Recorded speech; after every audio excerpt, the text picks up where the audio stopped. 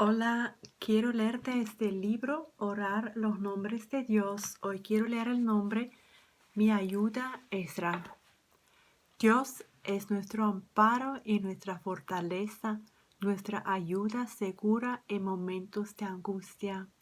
Salmo 46, versículo 1.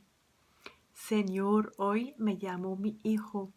Sus planes de viaje se cancelaron y necesitaba mi ayuda con desesperación.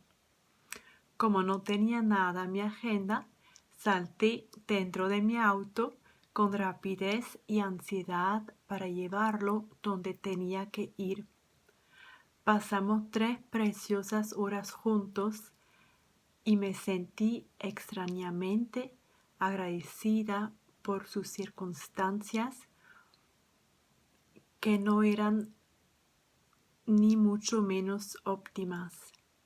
Su dependencia de mí nos permitió pasar un tiempo juntos, el uno con el otro, tiempo que ya no tenemos desde que se mudó. Al meditar sobre ello, me doy cuenta de que no es algo tan distinto a mi relación contigo. Cuán a menudo hago mis planes que me alejan de ti.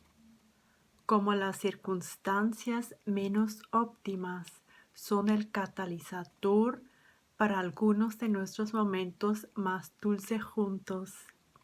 Como sé que estás ahí, independientemente del momento del día, siempre disponible, como si no tuvieras nada más en tu agenda. Gracias por ser mi ayuda, amado Padre. Amén.